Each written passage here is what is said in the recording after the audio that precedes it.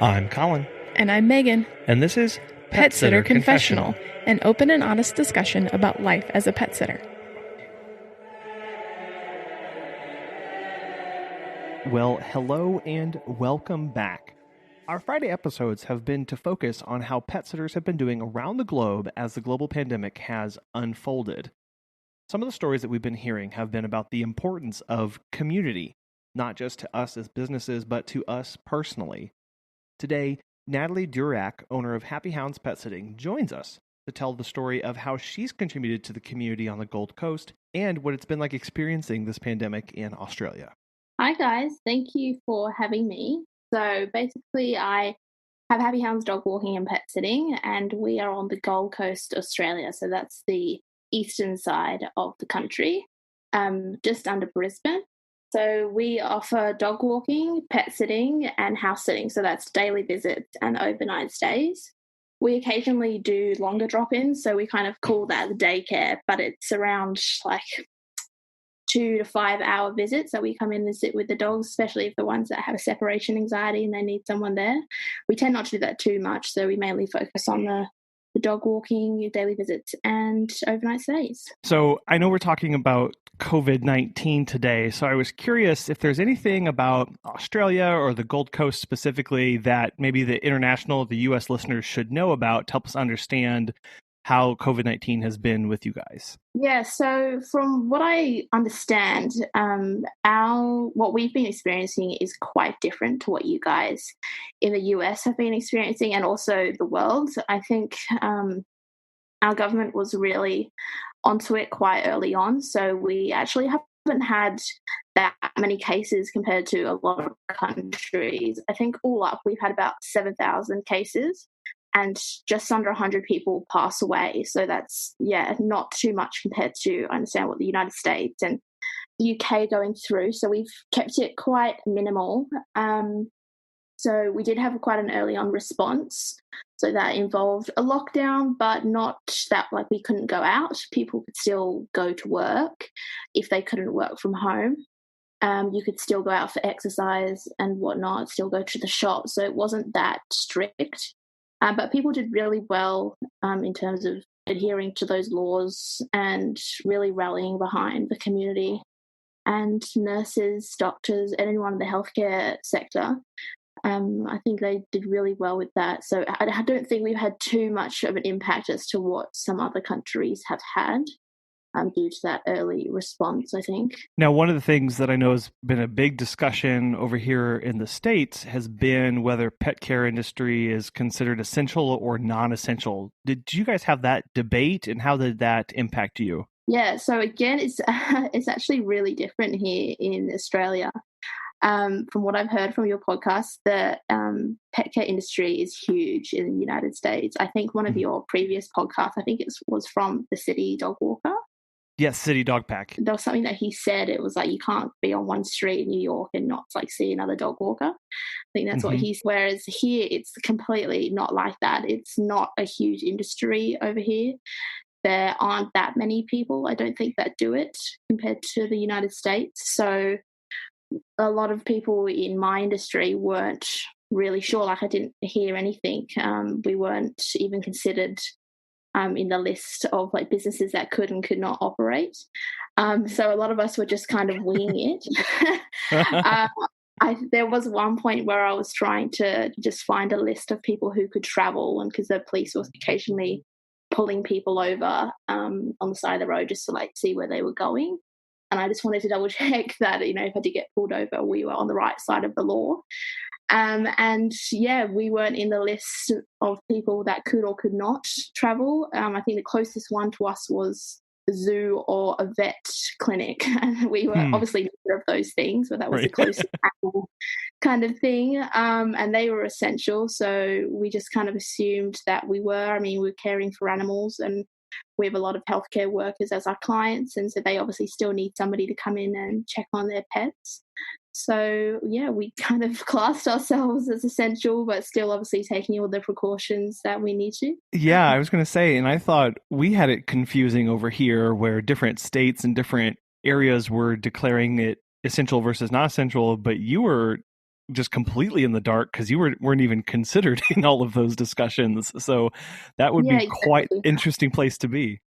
Yeah, we were just we heard nothing. There was, everyone's kind of focusing on the cafes and the restaurants, the gyms and whatnot. So those are kind of the bigger industries over here. So we didn't really know what we were doing, but just trying to go. Everyone doesn't, no one's really sure. Like I called up the local council and the local MP, and he wasn't sure either. So it's a first for everyone. So you just got to kind of make it work as you can. But you haven't had any problems moving about the city or continuing to work up until this point. No, not at all. I haven't had anyone. No one said I shouldn't be working. Haven't been pulled over by the police at all. No one said anything. It's been quite the opposite. Most people have been supportive, to be honest. Speaking of support, I was also curious what kind of government support has been available to you or not during this time? Yeah, so as I mentioned at the beginning, the government's been really good, and like their early on response has been amazing. A lot of our tourism industry and our cafes, there's tourism, cafes, restaurants, they're all quite negatively impacted, obviously. They're not getting much business. We rely quite heavily on tourism, especially up north with the Great Barrier Reef. And we also had the bushfires earlier in the year, so down south. So I'm in Queensland on the border, kind of, and New South Wales is just below us. And that area down the bottom of New South Wales was quite badly hit with the bushfires, and they relied heavily on tourism. And so obviously that's now stopped as well. So they kind of had, a double whammy, the bushfires and now this.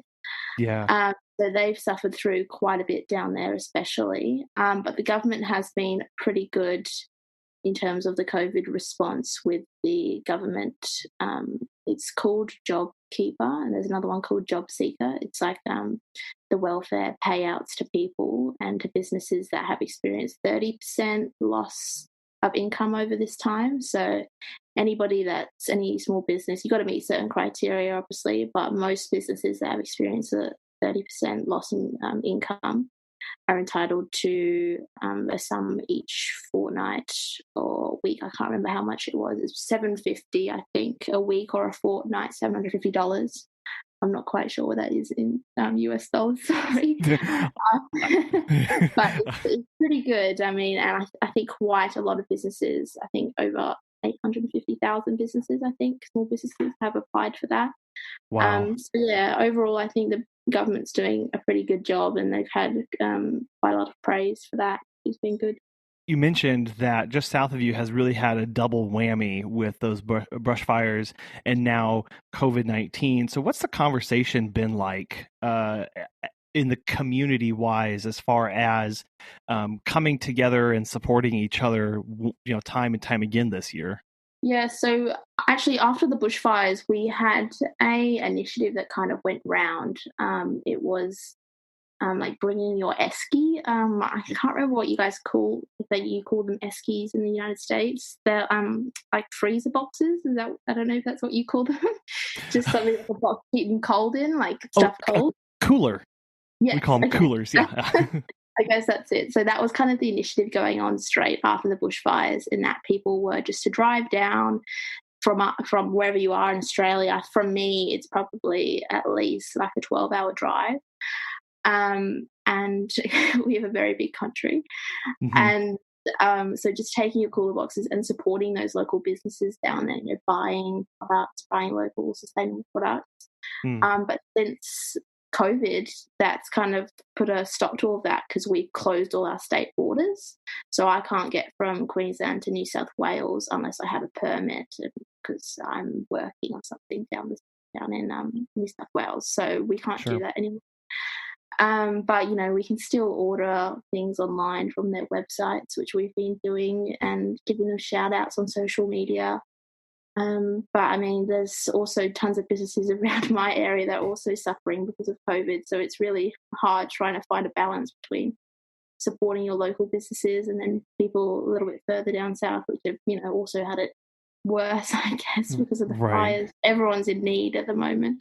So striking a balance and supporting everyone's a little bit tricky. You have some team members alongside you. So what's it been like communicating and leading your team through this crazy time? Yep. So they actually were employees, but recently they've switched over to the subcontractors. Okay. That was just some legal requirements that they fit more the subcontractor requirements. I'm not sure how different it is between our Aussie laws and your American laws, but that doesn't really change anything, in my opinion. We're still, as a team, I still call them team members and employees, even though they're really not. But I Right. think they're not too bothered about that. We're still operating the same way as what we were, um, for the most part. But just trying to let them know all the time that I am here, that I'm.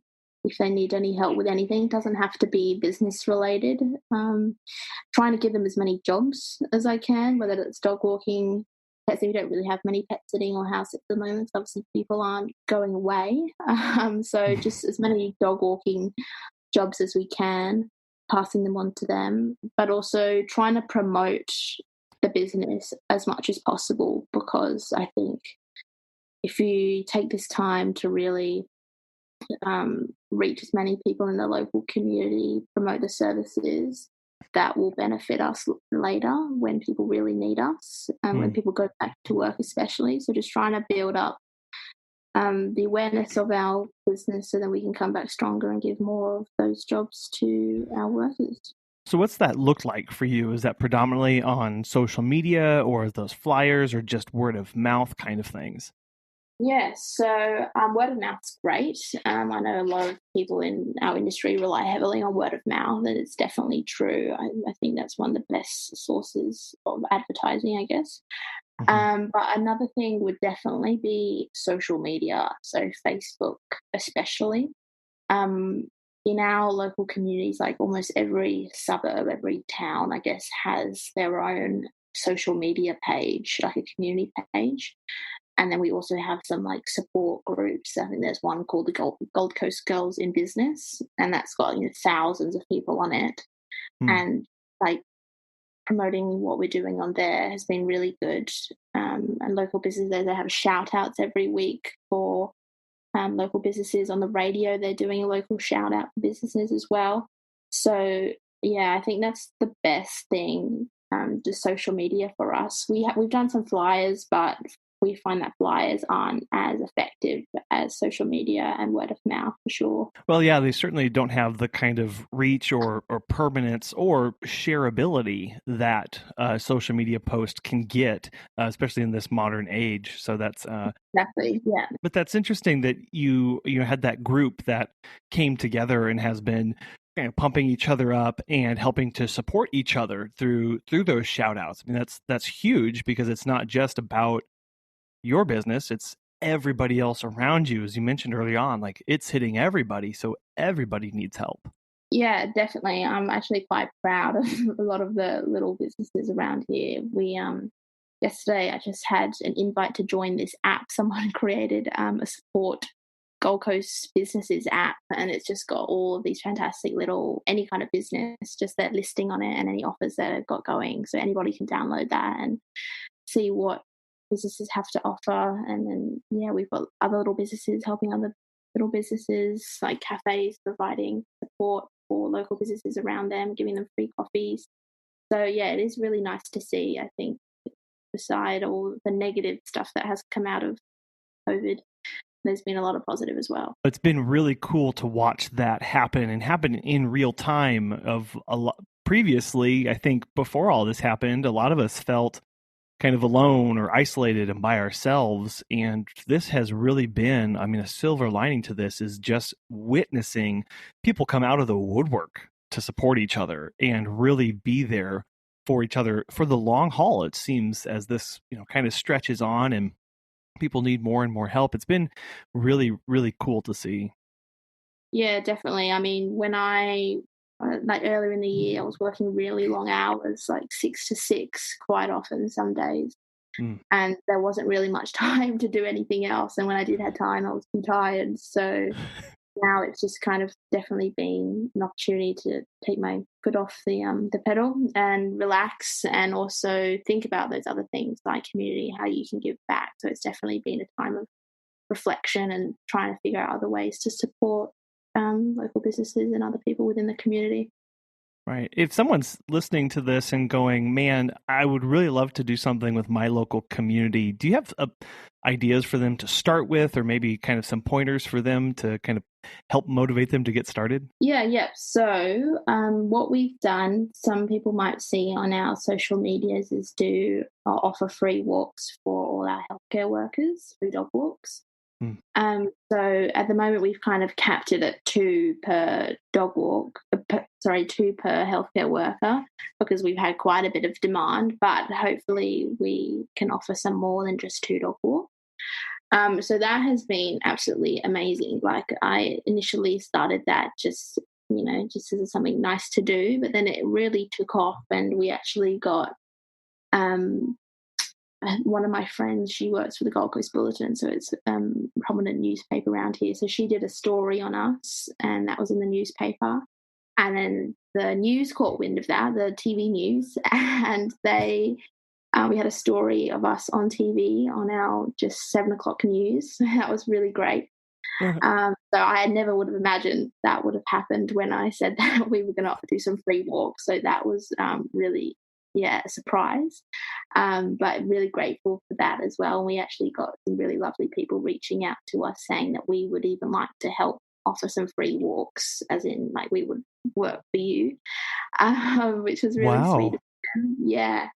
And then we also got another lady from Easy Dog, the pet product company, and she sent us a heaps of new leashes. So that was really generous of her. So I really highly recommend just thinking about that as a potential option. It's definitely been great for us to get our business out and help the community. And with that social media as well, it's not really like appropriate, I guess, to always just go posting about your business and what you offer on all these pages every week. But if you come across saying, we're doing this free service, we really want to help out the community, people are a lot more likely to accept that on their community pages. Like, the admins are much more likely to let that be approved. And a lot of people, are more interested in sharing that and engaging with that kind of post rather than you just promoting your services. So I'd highly recommend that, just getting the word out a little bit more and what the positive things that you are doing rather than just advertising. So yeah, it's definitely been really good for us. There's a lot of things that have come out of it, and we've been really lucky to have helped so many healthcare workers in our area. Right. And all from something that seems so simple on the surface of a free walk. Like that, to people who do that for a living, like, we're like, oh, okay, cool, whatever. But like, people who desperately need that service, especially when they are at the hospital for long hours, or emergency service workers doing other stuff, like, that is a true lifesaver for them and their pet that they love and hold dear. And it is just a wonderful way to give back to the community in such a simple, straightforward way. Yes, definitely. The people that we have helped, they're so grateful. Like, they cannot stop thanking us for it. And yeah, it really is, an easy task for us. We do it day in, day out. So just being able to make someone's day is really good. I enjoy doing that.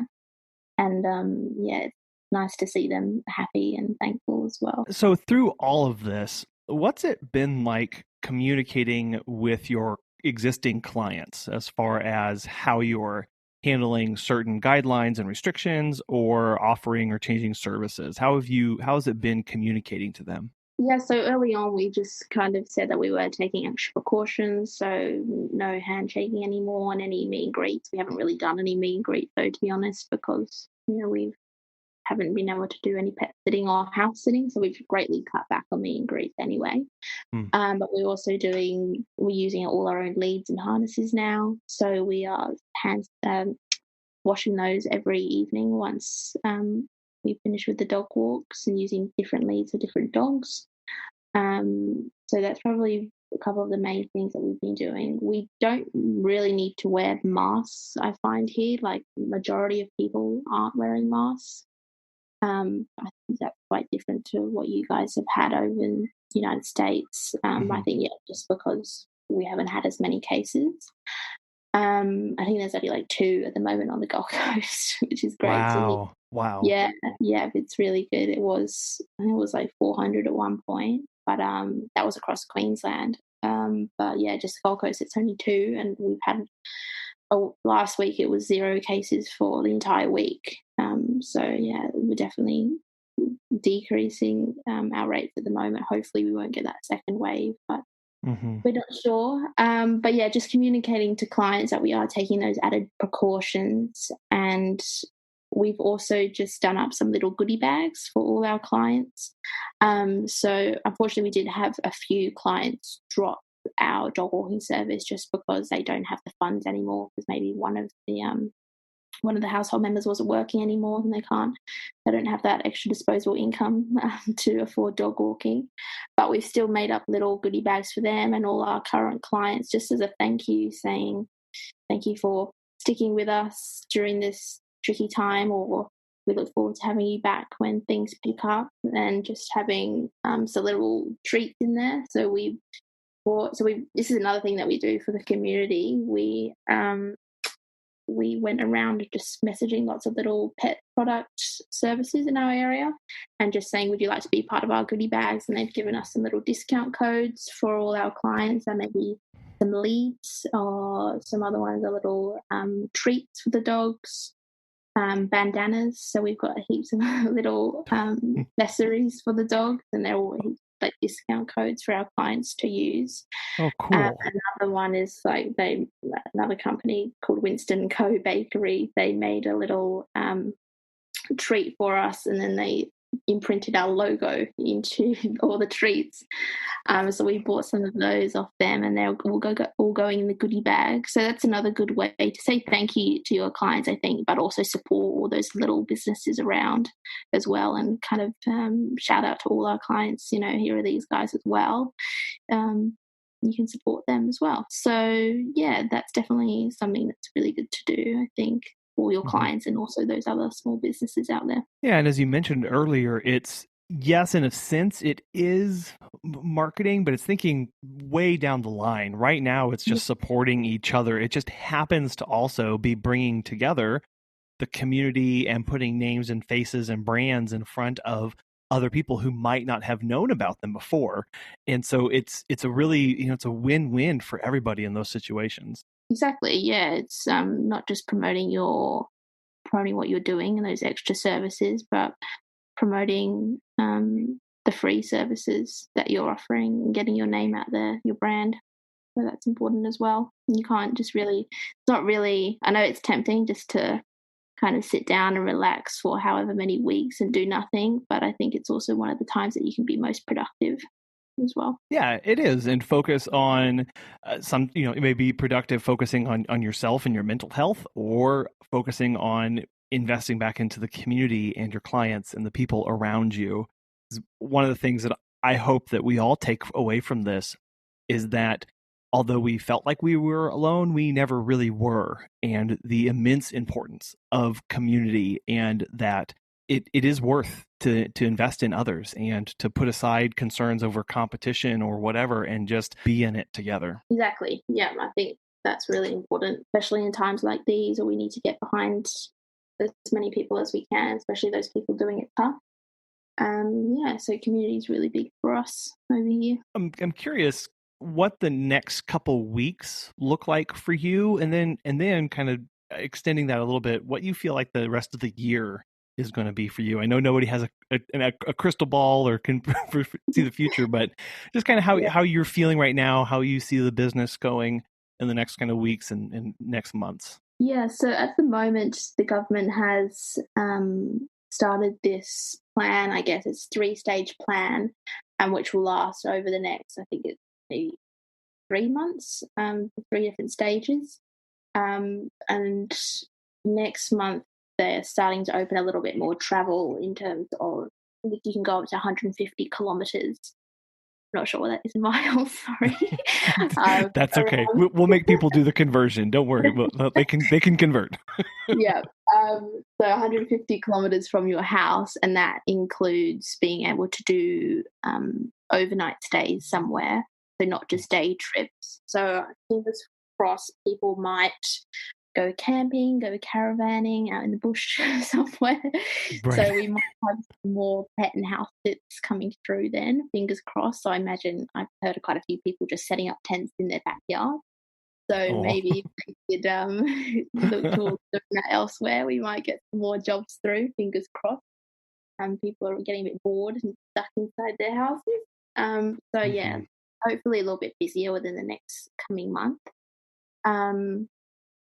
Long term, it just really depends on our borders as well. I'm not sure yet whether they're opening up our state borders, whether or not we can cross certain states, and they're also looking at doing a bubble between Australia and New Zealand. So after allowing travel between the two countries, we are quite close to NZ. So that might be on the cards as well. And so I guess if they do open up those international borders, it will also bring us a little bit more business, fingers crossed. But that's not for a while off, and that's even if we don't have a second wave, like that's still quite a big possibility, that second wave of COVID. Fingers crossed we don't have it. But we really will see. And just doing some more things with the business. We're going to offer some more offers like book 1, book 3 dog walks, book 4 dog walks, get 1 free. So we're going to do a couple of those just to try and pick up some more business. And we actually need to work on our website. We've solely relied on social media and word of mouth the past, 6 years that I've been doing this.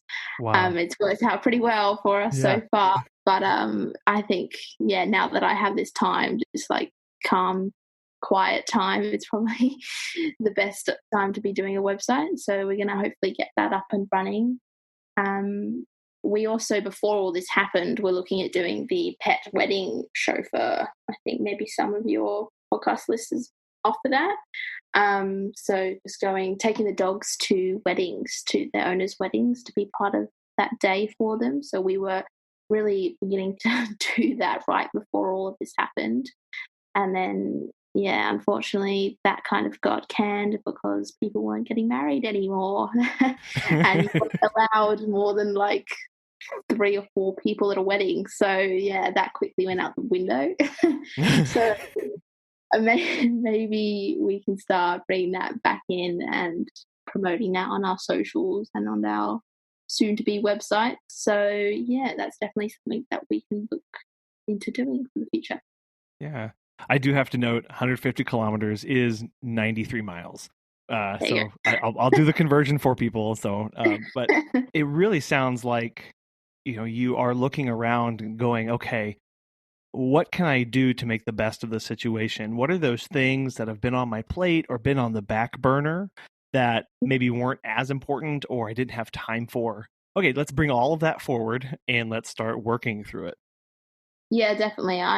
When this all happened, I kind of made a pact to myself just to, we were going to take a bit of a hit being in our industry and people not traveling anymore. Those pet and house sit bookings definitely are not going to happen the next however many months. But I did make a pact just to try and come out of all of this stronger than what we were going into it. And it's working out okay so far. So I'm pretty happy with how we're looking. But you don't really know what the future is going to hold. So just preparing the business as much as possible for that. We all wish to be stronger on the back end of this, but we don't know. And so what can we be doing right now to make ourselves as strong and build that foundation as thick and as robust as possible? It really is a good time to be doing all of those things. Well, Natalie, thank you so much for coming on the show today and sharing and giving us insights and how you are connecting and promoting your local community and giving back along the way. If people want to follow along on your Facebook or other social media outlets, how can they do that and how can they get in touch? So we've got those 2 socials. Instagram, we only started up 2-3 months ago, so we don't have that much of a following on there. But you can find that at www.instagram.com/happyhoundspetservices and a little underscore at the bottom, at the end. Or you can find us on Facebook, which is www.facebook.com/happyhoundspetservices. And you're welcome to send us an email or just send us a message if you have any questions. That's more than okay. Okay, wonderful. Well, again, Natalie, we really appreciate you coming on today, and we'll be in touch and want to see how things progress for you throughout the rest of the year. No problem. Thank you for having me. Good luck to everyone. Stay strong, stay positive. It really is all about community. Whether we realize it or not, we are part of something much larger than just ourselves and our business. There are people around us that are being impacted, that need help, and are willing to help. Natalie's story of sharing of how local businesses came together to help promote each other while at the same time providing services and meeting the needs of their clients really does just go to show how it can all work together. All of our experiences have been different, and some of us might not have that support around us or might not think it's there. So if you have reached out to people in your community and have similar stories or something else that you'd like to share, we would love to hear about it. Join us on our Facebook group, Sitter Confessionals, and tell us about it. Or shoot us an email at petsitterconfessional.com, or better yet, leave us a voicemail. 636-364-8260.